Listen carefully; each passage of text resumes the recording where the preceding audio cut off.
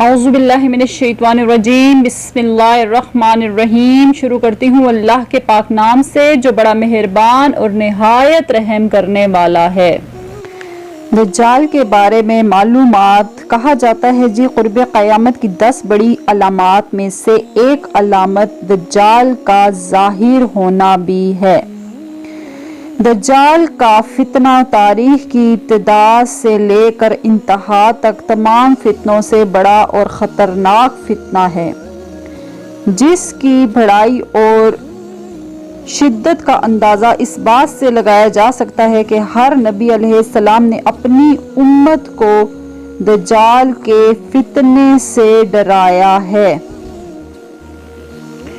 دجال کے معنی ہے بہت زیادہ جھوٹا شخص، کیونکہ دجال بھی حق و باطل کے ساتھ ملا کر جھوٹ بولے گا۔ یہ خود کو مومن ظاہر کرے گا اور لوگوں کو بھلائی کی طرف بلائے گا، پھر نبوت اور آخرکار خدائی کا دعویٰ بھی کر دے گا۔ مشہور ہے کہ اس کی اصل وہ یہود سے ہے۔ دجال 2 قسم کے ہوں گے، چھوٹے اور بڑے۔ ہر جھوٹا نبی، جھوٹا مولوی، جھوٹا صوفی یہ لوگوں کو گمراہ کرے گا، اور وہ سب سے بڑا ایک ہی دجال ہوگا، اور وہ دجال صرف اور صرف اپنے خدا ہونے کا دعویٰ کرے گا، اور وہی دجال سب سے بڑا دجال ہوگا۔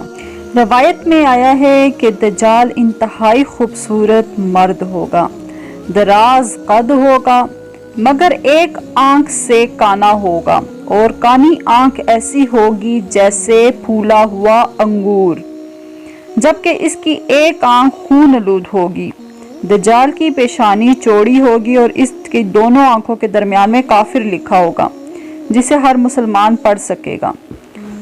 اس کے آنے سے پہلے دنیا میں قحط پھیل جائے گا، اور آسمان بارش اور زمین پیداوار روک لے گی، حتیٰ کہ آسمان شیشے کا اور زمین تانبے کی ہو جائے گی، تمام جاندار مر جائیں گے، فتنہ گیری عام ہو جائے گی۔ دجال زمین پر 40 دن رہے گا، ایک دن 1 ماہ کے برابر ہوگا۔ دجال اپنے گدھے پہ سوار ہو کر پوری دنیا کا چکر لگائے گا، مکہ مکرمہ میں اور مدینہ میں داخل نہ ہونے پائے گا، کیونکہ فرشتے پہرے دیتے ہیں، کیونکہ مدینہ میں فرشتے معمور ہیں اور فرشتے پہرے دیں گے۔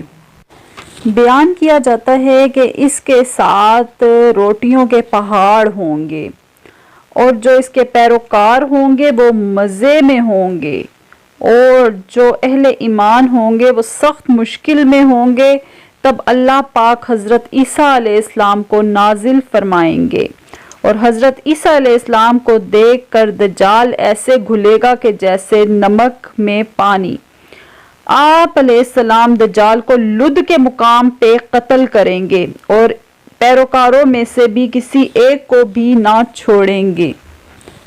تو یوں دجال کی کہانی ختم ہوتی ہے، اور آخر میں اپنے پروردگار سے دعا کرتے ہیں کہ قیامت کے دن ہمیں دجال سے محفوظ رکھے اور ہمیں ایمان کی حالت میں اٹھائے۔ آمین۔